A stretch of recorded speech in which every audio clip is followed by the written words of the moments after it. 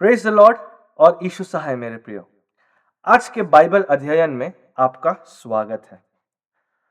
आज का विषय है दंड और आशीषें या पनिशमेंट एंड ब्लेसिंग्स।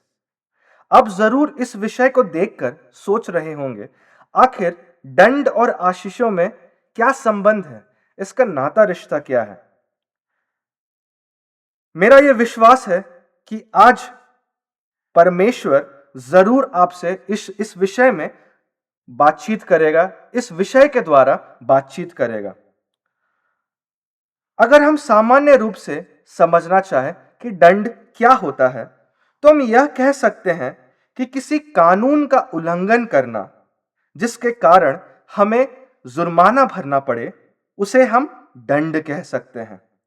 और आत्मिक रूप में हम इसे समझना चाहें तो प्रक्रिया लगभग एक समान ही है, लेकिन यह बात गंभीर तब हो जाती है जब दंड देने वाला परमेश्वर हो।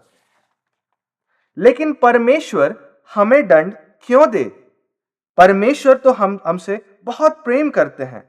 बहुत सारे लोगों का यही सवाल रहता है जब वे दंड का सामना करते हैं या जब भी उनसे इस विषय में बातचीत किया जाता है। जब हम बाइबल पढ़ते हैं, पूरे बाइबल में हम यह पाते हैं कि बाइबल के कई पात्रों ने दंड का सामना किया। जब भी कोई व्यक्ति प्रलोभन में गिरकर या परमेश्वर के सम्मुख अनाज्ञाकारी होता है, तो उसे बहुत सारे बातों का सामना करना पड़ता है दंड के रूप में। अब हम बहुत सारे घटनाओं में से दो घटनाओं को देखेंगे जिससे कि हमें कुछ बातों को हम समझ सके और कुछ बातों को हम जान सके। सबसे पहला योना के जीवन के विषय में हम सब ने सुना है, हम सब ने पढ़ा है और YouTube वीडियोस तो हमने उसके विषय में देखा ही होगा। तो आइए जानते हैं कि जब परमेश्वर ने योना को आज्ञा दी तो उसने क्या की। यह हमें मिलता है योना उसके पहले अध्याय और उसके दूसरे और तीसरे पद में। उठ, महानगर निनवे को जा और उसके विरुद्ध प्रचार कर, क्योंकि लोगों की दुष्टता बढ़कर मेरे सम्मुख पहुंच गई है। परंतु योना यहोवा की उपस्थिति से तर्शीश को भाग जाने के लिए उठा। वह याफा को गया और वहां से तर्शीश जाने वाला एक जहाज मिला। वह किराया देकर उनके साथ उस पर चढ़ गया और यहोवा की उपस्थिति से भागकर तर्शीश को गया। योना ने परमेश्वर की आज्ञाओं का उल्लंघन किया और परमेश्वर ने उसे जिस दिशा में जाने को कहा, उसने जस्ट उल्टा, बिल्कुल उसके विपरीत, उसके उल्टे रास्ते में वो निकल पड़ा और वो भाग खड़ा हुआ, जिसके कारण उसे दंड का सामना करना पड़ा। और जैसा हमें पता है, उसे 3 दिन और 3 रात एक मछली के पेट में समय निकालना पड़ा। अब इस बात की हम कल्पना तो नहीं कर सकते कि वो किस स्थिति में यह समय बिताया, लेकिन जब हम योना उसके दूसरे अध्याय को पढ़ते हैं तो हम उसमें यह पाते हैं कि उसने एक सच्चे पश्चातापी हृदय से परमेश्वर के सामने अपने अनाज्ञाकारिता के लिए पश्चाताप की प्रार्थना की।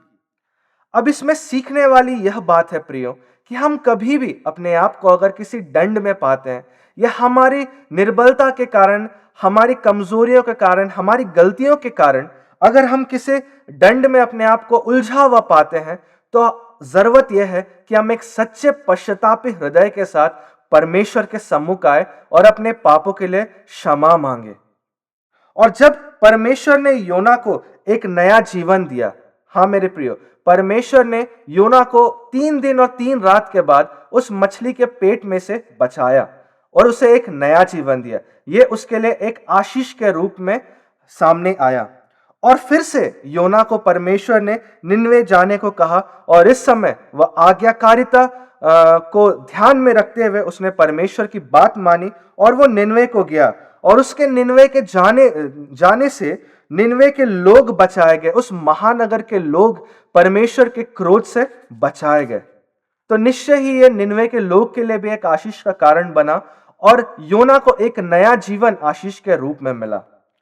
अब दूसरी घटना, जब इस्राएली जाति मिस्र से छूटकर निकले और उन्हें एक बड़े दंड का सामना करना पड़ा। आज के दिन में बहुत सारे लोगों के द्वारा मिस्र से कनान तक की यात्रा की जा चुकी है और ऐसा कहा जाता है कि यह यात्रा सिर्फ 200 मील की दूरी है और इसे पूरा करने में 8 से 10 दिन का समय लगता है। अब यहां जानने वाली बात यह है कि परमेश्वर ने क्यों इस्राएलियों को 40 वर्ष तक भटकाया। इस्राएलियों ने परमेश्वर के अनेक कार्यों को देखा इन 40 वर्षों के दौरान, लेकिन फिर भी उनका हृदय नहीं बदला। उन्होंने परमेश्वर पर विश्वास करना नहीं चाहा, लेकिन चिड़चिड़ाना उचित समझा। उतने बड़े भीड़ में और उतने वर्ष के संघर्ष के बाद सिर्फ 2 लोगों को कनान देश में परमेश्वर ने जाने की अनुमति दी और उनका और यह बात था कि वे दोनों जन परमेश्वर के ऊपर विश्वास अपना बिल्कुल अडिग रूप से बनाए रखे। उनका विश्वास किसी भी परिस्थिति को देख करके परमेश्वर के ऊपर से नहीं हटा। अब इन दोनों बातों को देख करके हम ये जान सकते हैं कि एक सच्चा पश्चातापी हृदय और परमेश्वर पर अपना पूरा विश्वास और आशा रखने से हमारे लिए कितनी बड़ी आशीषें खुल सकती है। चाहे हम अपनी गलतियों से भी उन बातों में अगर हम फंस भी क्यों ना गए हों, लेकिन परमेश्वर हमें उन परिस्थितियों से शिक्षित करता है और बहुत सारे आशीषों से भी हमें नवाजता है और बहुतों के लिए आशीष का कारण भी बनाता है। इन सभी बातों से परमेश्वर आपको आशीष दे। धन्यवाद।